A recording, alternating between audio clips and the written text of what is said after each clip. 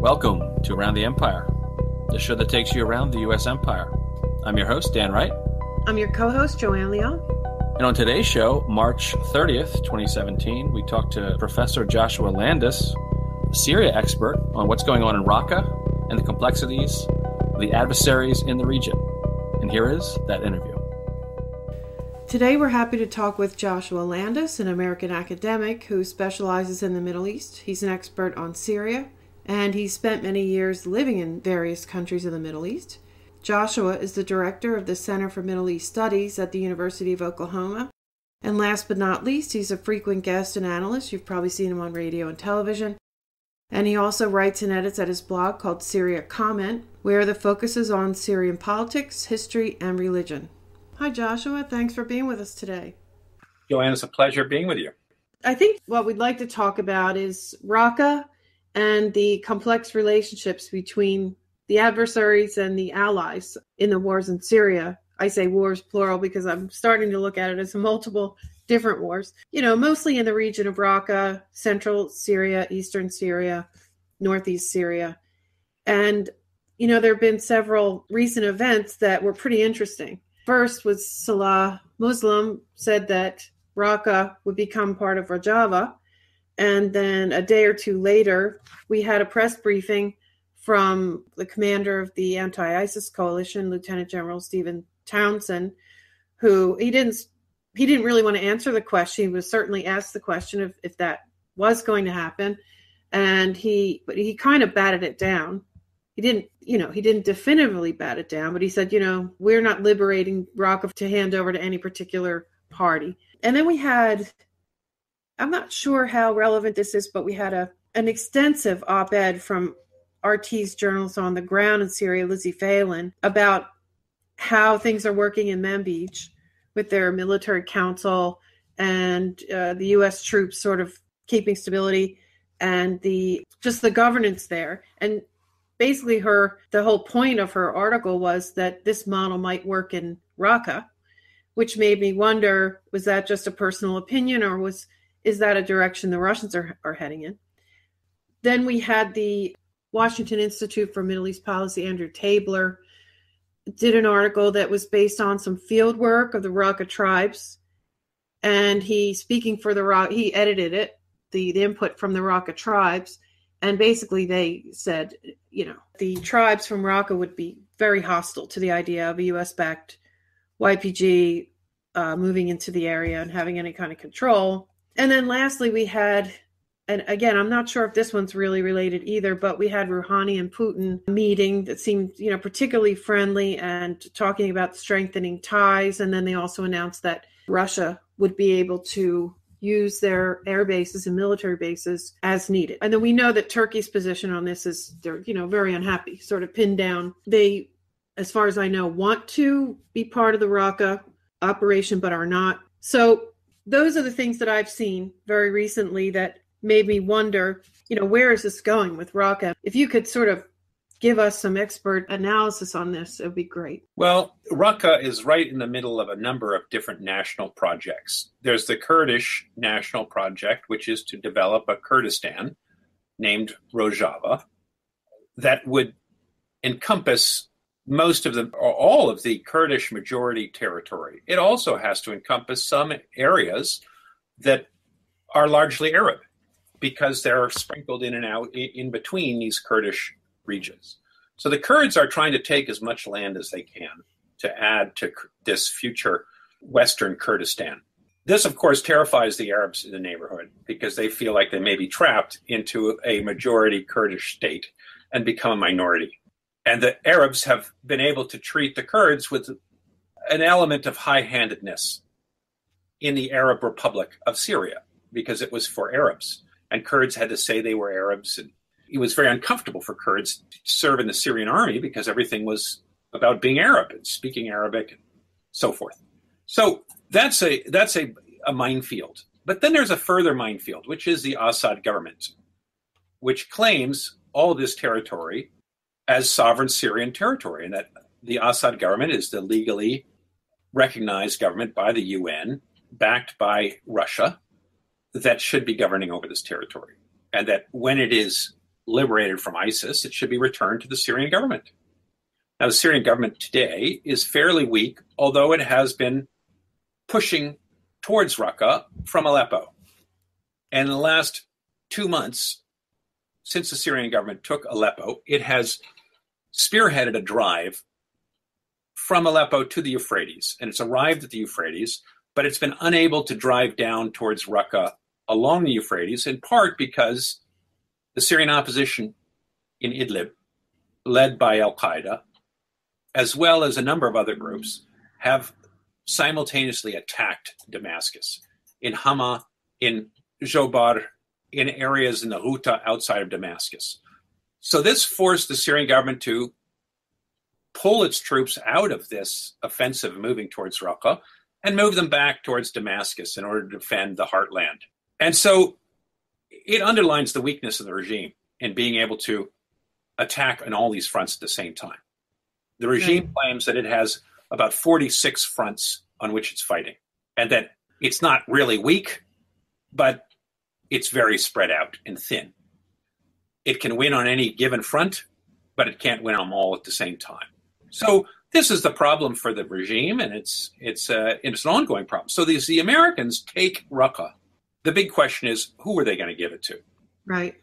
Many think tanks in Washington have been propounding various solutions based on federalism, or what they call devolving power to federal local governments, which is, as far as I can understand it, a Yugoslavian solution for Syria, which is that Syria should be chopped up into 5 statelets. The Assad statelet that is now governed by Assad, which is probably 70% of the people in Syria, in the major 4 cities, Aleppo, Homs, Hama, and Damascus. Then there would be an Idlib state where al-Qaeda is the chief force. But of course, America would be responsible, or somebody would be responsible, for arming up moderate rebels who would go and kill al-Qaeda or drive them out and set up a reasonable government that America likes and Turkey would accept. Then there would be another state in the Turkish area above Aleppo where Turkey's army invaded and owns 500 square miles. Then there would be a southern state where the pro-Jordanian militias that America and Jordan arms in the south along the Jordanian border and the Israeli border would serve as another sort of buffer zone for Jordan and Israel. So you could have, and then you'd have to have a Euphrates Valley state for tribal elements. So you would have a Kurdish state, Rojava, Idlib state, Assad state, southern rebel state, and a Euphrates Valley state, I guess. The Euphrates Valley wouldn't be the Kurdish state, no? No, because you don't want the Kurds to rule over all these Arab tribes who don't like each other. And so the Arab tribes are saying, we're Sunni rebels, really, and we want an American mandate, or at least that's what Americans are saying they want, and that America should keep special forces in the region. Fred Hoff of the Atlantic Council has said, we want boots on the ground, and you really need to just have an American mandate for the next 20 years. He didn't say 20 years, but he said for a long time, to help them build a state. Now, those are the kinds of proposals that are being put forth in Washington because they don't want Assad to reconquer this territory. And he's the obvious person to take it back.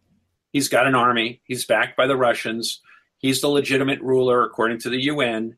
And this is going to be taken by him if the Kurds don't take it. And there is there's some reason to believe that the Kurds and Assad are working together. They don't really want an irredentist Sunni state created in the middle of Syria that's funded by Saudi Arabia and Turkey. Right.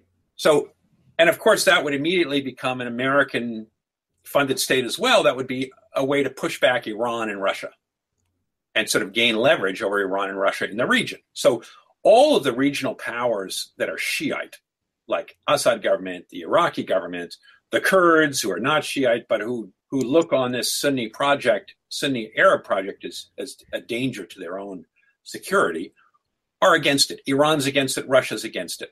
So they're going to escalate in order not to allow the Euphrates Valley to become a Saudi, Turkish-sponsored, Sunni-dominated state that could eventually expand. And this is the Sunni enclave that people have been talking about for a long time, right? Right. I mean, you can call it, a federated, devolved system of tribal local rule, or you could call it a Sunni state. And some people are saying that part of Iraq might get sucked into it too, right? Well, you do, you look at, if you want to take an ethnic logic to this and say that religion is the new ethnicity, and say Sunni Arabs stretching from Baghdad all the way to Aleppo have gotten the shaft, they don't have self-determination. They don't want Shiites ruling over them. Therefore, that whole ISIS state that had grown up in the middle should be preserved as a state. You just want to get rid of the bad ISIS people and put good Sunni moderates in there. And that whole region should be self-determined according to a Sunni Shiite worldview. But that would require the U.S. to create it and hold on to it, right? Yes, it would require sponsorship from some major power. Mm-hmm. Because today, the Sunni rebels forces, ISIS forces, are being gutted. The people of this region have been completely pulverized. We look at the refugees streaming out of Mosul today, who fled from Ramadi to Crete, all of the major Sunni cities. They have gone through the meat grinder over the last 6 years. Right. And for the Iraqi Sunnis, it's not just 6 years. It's since Saddam Hussein fell in 2003. They have been pulverized. They've been beaten by al-Qaeda. Then America got the Sahwa up to destroy al-Qaeda. Then they had the Shiites come on top. Then they got ISIS. And now they've got the American army and the Iraqi army blowing them to bits. And they basically don't trust any government in Iraq or Syria to give them a fair deal. Yeah, they believe that the Shiite government of Iraq is very prejudiced against them. Shiite tribes hate them. The militias that are supported by Iran, they fear. So they would probably like America to rule them for an intermediate period, I suppose. At least the non-ISIS ones would, or the non-Al-Qaeda. But America's not going to do that. America's just blowing out ISIS and then turning it over to the Iraqi government. What's confusing is that in Aleppo, that's a majority Sunni city, maybe even the whole area, I'm not sure. But that's majority Sunni as far as I know. It is. And maybe they're more moderate Sunni, I'm not sure. So but it's not just a religious war. The answer to your question, is why leave Sunnis in these four major cities not part of a Sunni state? Why not just make the whole thing a Sunni state, which was America's ambition at first. Everybody thought that the Alawites who dominated the security part of the Syrian state would fall and there would be a Sunni ascendancy. It didn't happen that way. And they're more than just religious divisions. There's a secular versus religious division. So a lot of Sunnis were spooked by the rise of Al-Qaeda, Nusra, ISIS. Yeah. And they thought, we don't want this. Maybe the Assad state is better.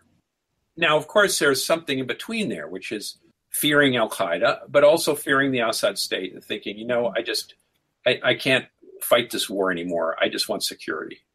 But we saw a similar divide in Egypt, which is all Sunni, really, except for the 10% Copts who have no political power.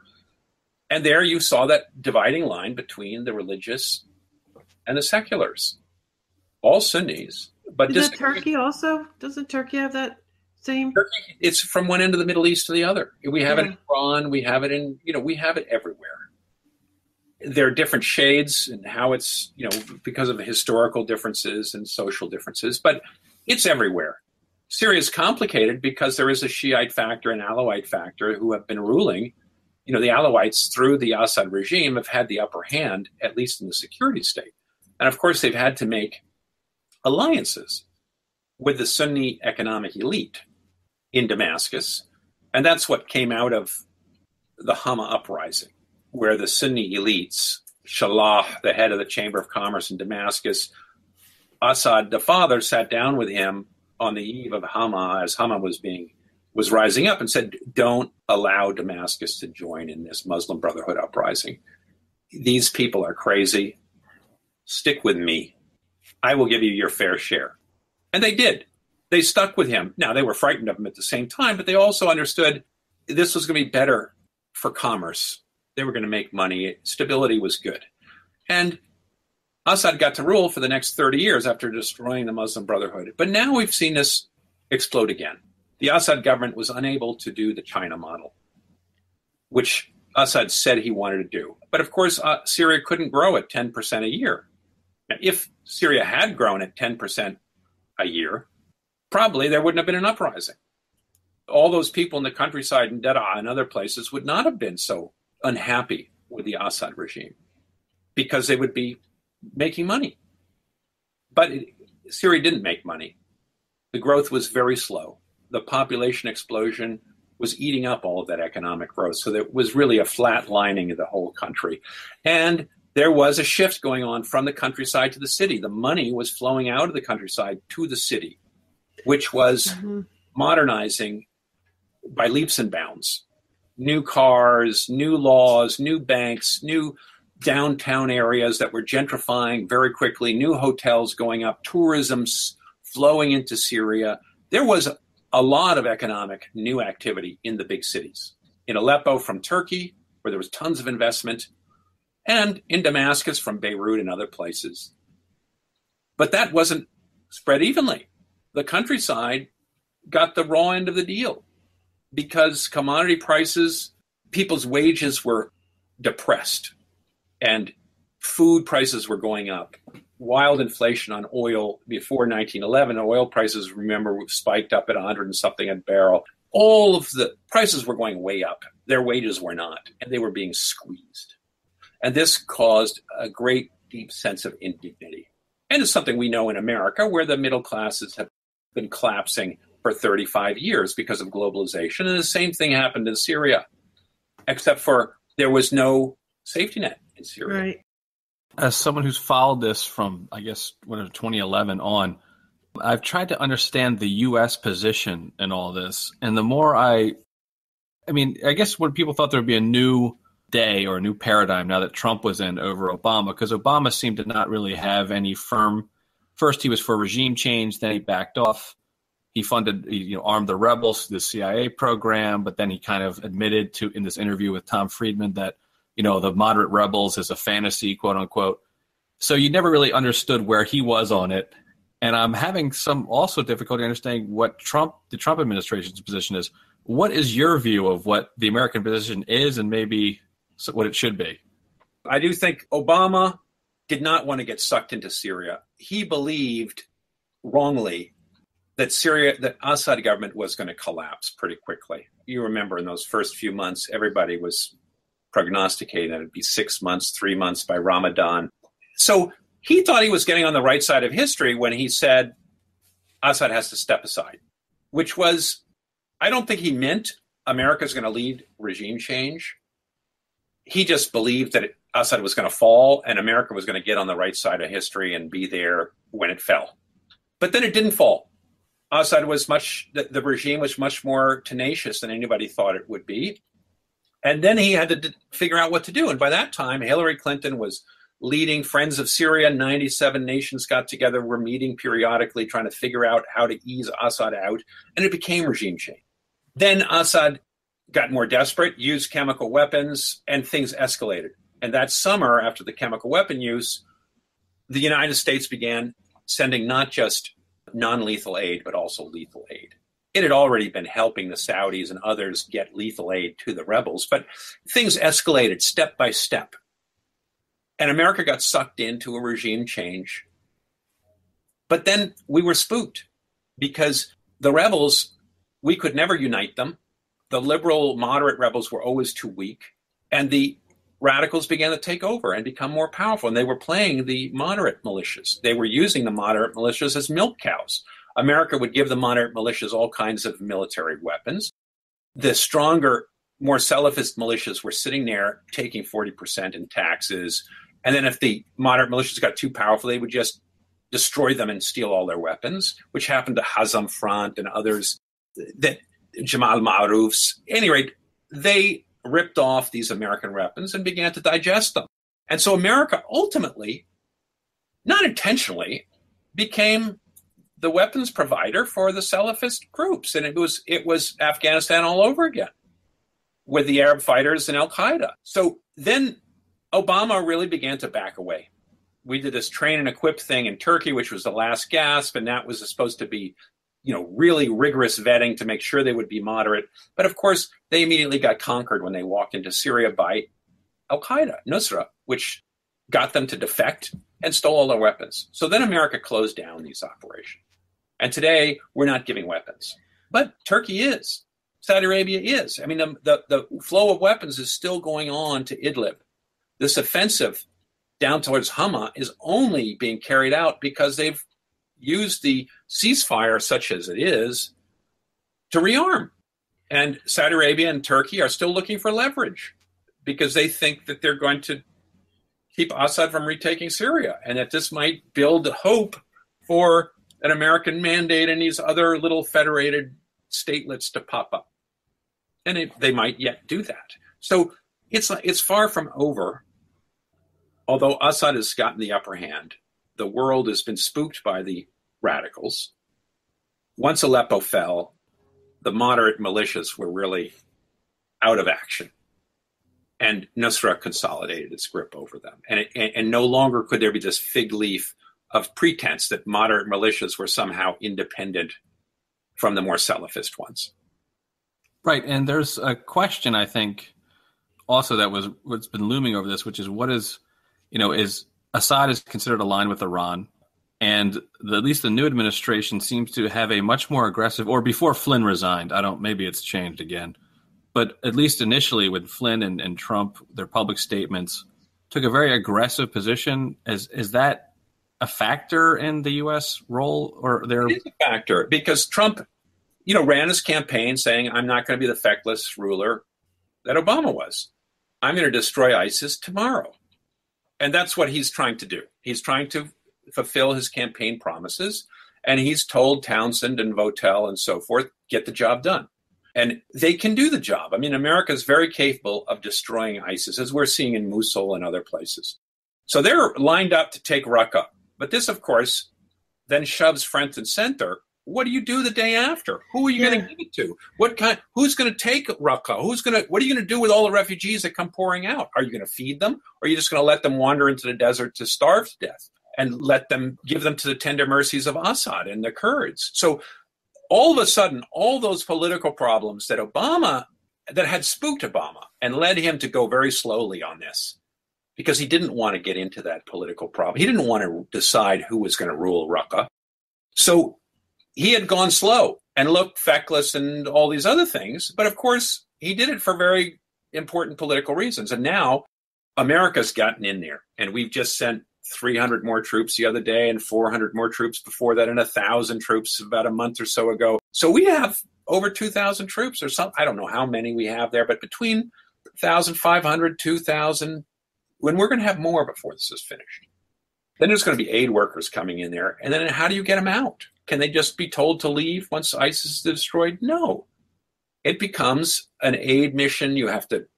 All these poor people are going to be there. And then once the cameras get in, if we allow the news people to go in there, they're going to take photographs. They're going to take films. Frontline will be in there doing it. The poor people and the mothers crying over their babies and their starving food and the revenge. And some Kurd will pop some guy in the back of the head because he was an ISIS collaborator and he'll be innocent. And it'll look like a massacre. And America will be doing nothing to stop it.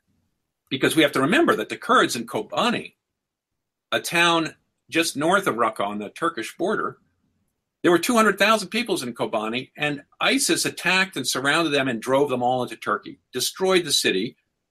And those were people from Raqqa. Those were Arab tribesmen who were part of ISIS who were killing those Kurds. So when those Kurds from Kobani come back and take Raqqa, they're going to be looking for collaborators. And they're going to blow their brains out. And that's the danger. So if America doesn't put lots of policemen there, they're going to be irresponsible. Given Trump's position he seems to not have a terribly negative view of Assad, oddly. Is it possible that Trump administration would actually turn Raqqa back over to the Assad government and let the Assad government talk about those statelets you were talking about? It doesn't seem like he has the kind of opposition to Assad or even dictatorial war crimes that Obama would have or another U.S. official has, is it possible he would just say, let Assad, I mean, he said this during the debates, for example, he said, let Assad rule, I don't care. Right. Philosophically, I don't think he has anything against it. I think philosophically, Trump looks at the Middle East and he thinks these people aren't ready for democracy. They're a bunch of crazies. We don't want them in our country, and strong men are better. Putin is good for Russia. Assad's good for Syria. Gaddafi was good for Libya until Hillary Clinton, in her ignorance, destroyed his regime, and now we've got al-Qaeda running all over Libya. That was his argument. Strong men are better than chaos. And now it's very hard to sell that. Now that he's president, he cannot articulate those views. And I think that if he tries to articulate them, he's going to be batted down very quickly by his advisors. The military is left holding the bag. He's not deeply interested in the Middle East, I don't believe. He wants to win the war on ISIS. He doesn't care about the details. That means he's going to slough this off on his generals, who he thinks very highly of. In the same way that he sloughed healthcare off onto Ryan and others, and he didn't want it called Trump care because he knew it was going to be messy, and he doesn't really care about that. And that's the Middle East. I think that's the way he looks at the Middle East, is let the other guys make the hard decisions. And now those generals are coming down. They're getting nailed, like Townsend. You just quoted him at the beginning of this interview, of saying, and he's trying to bat down these questions because he doesn't have an answer for them. And he does not want to say anything. And he shouldn't. I mean, it's not what he's supposed to be doing anyway. It isn't. But he doesn't want to commit the American military and his fine soldiers to some objective that has no exit strategy, right, which is protecting the Syrian people. And he's not going to say that. He said, we didn't go in there to turn this over to anybody in particular. He's still hoping that the day after he's going to be able to tell his troops, put all your stuff back in your rucksacks and we're getting out of here. Mission accomplished. He did make another interesting statement, though, about Iraq. He said he was asked whether he thought that we would have a long-term presence in Iraq. And he said, and he was part of the 2003 Iraq invasion and war. And he actually, his unit, I'm not sure what level he was at the time, but they were in Mosul. So he did express his own opinion that we should stay in Iraq. Long term, very long term. That's staying as advisors, being a presence on the ground, helping with intelligence. He doesn't want to stay as a police force that's right. Iraqis. In Iraq, the situation is completely different because there is a central government that America is wedded to and believes in. And Abadi is our man, and we are totally fine with him ruling and jailing Sunnis and policing them. We're not fine with Assad doing that. That's the problem, is that we don't have an authority that when we catch ISIS collaborators, which we're going to do in Raqqa, let's say we round up 1,000 of them. What do we do with them? Are we going to put them in Guantanamo? Or are we going to release them to some other government? If we release them to somebody, it's either going to be the Kurds or Assad's government. Unless we create a third Sunni tribal government, and then we can hand them over to them. What about Idlib? Well, Idlib is the dominant power is al-Qaeda. We're killing those people. We're killing their leadership. Now, the U.S. think tank people are presuming that we can somehow disaggregate moderate militias from Salafist militias, get the moderate militias to kill the Salafists or drive them out or jail them or something, and set up a good government. We have failed at this for 6 years. Right. That's the unicorn. For 6 years, we've never been able to do it. The Salafists have always been stronger. They've played America on this, and they're going to continue to play America on it. And I don't see how we're going to get the upper hand unless we send Americans in there and kill them, like we're doing with ISIS. And that's an endless job, because let's say you kill the top 20, the top 2,000 Salafists. There's the next 2,000. What's stopping them from coming to power? You need to establish a government that doesn't believe in what they believe in. And it's not clear that America can do that. Yeah, there just aren't a lot of the liberal pro-American segment of Syrian society is not very deep in Idlib. Idlib, it's not going to happen in Idlib. You can say it, unicorn. That's what the other. Yeah, well, it is. And this, I'm sympathetic to all these think tank people who are trying to think of a better way so that there isn't revenge, so there's some idea of self-determination. But when push comes to shove, America, I don't believe, is going to carry through with any of those promises. And if we start making those promises today, we're going to deceive people. We're going to cause them to make decisions that we're not going to carry through on, and it's going to get them killed. I think Assad is going to end up asserting his power, and Russia and Iran are going to help him do that.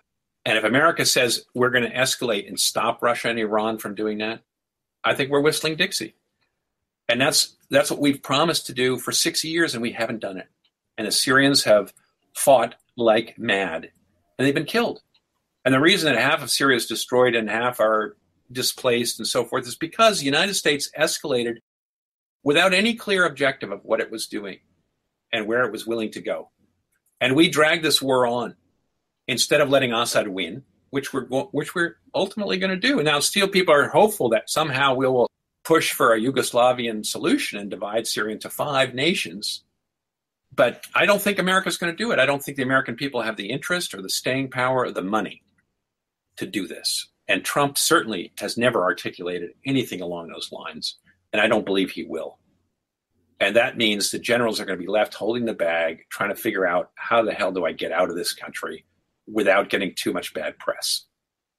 And that leaves the door wide open for Assad, for the Kurds, for the Russians, the Iranians to get their way.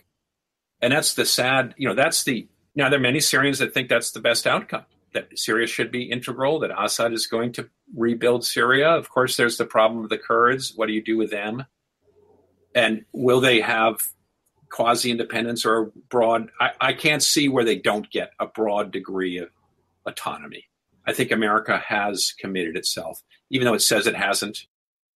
It's going to be like Iraq, where in a sense, it's not going to allow anybody to roll over the Kurds. But I think much of the rest of Iraq is going to fall back under Assad's sway. I don't think Iran is going to allow. They are so close to victory. This Shiite crescent, if you want to call it that, but a Shiite-dominated political architecture in the region with Lebanon, Hezbollah, Assad reestablishing his power in Syria, a Shiite-dominated Iran. This is the moment for Iran and Russia to reestablish their preeminence in northern Middle East. And I don't think they're going to let it slip through their fingers. Okay. I think we've used up all your time, Josh. You, Joanne, and Daniel. Yeah, I'd so love much. to do a part 2 to this somewhere along the line because... Well, why don't we take this back up once Raqqa, once in a few months, I think things are going to change dramatically, and we'll be able to talk with a little bit more confidence about where America is headed with Raqqa. Really, no, we're just wildly speculating on the different forces on the ground and what could happen. But in the future, in a few short months, I think it's going to be a lot clearer. Sounds like a good idea. Sounds great. We will definitely take you up on that if you'd be so kind to come back. Thank you. It's great having you, Josh. Okay. Bye-bye. Bye now. And that's our show. I want to thank you for listening, and a special thank you to our guest, Professor Joshua Landis. You can see more of his work at joshualandis.com under the blog Syria Comment. You can follow him at Twitter at Joshua_Landis. That's Landis. If you'd like to support the show, please visit us at patreon.com/aroundtheempire. If you'd like to make a one-time donation, Dan at shatterproof.com at PayPal. Questions, comments, want to yell at me? Dan at shatterproof.com. If you want to see more of my and Joanne's work, shatterproof.com. See you next time. Catch you later.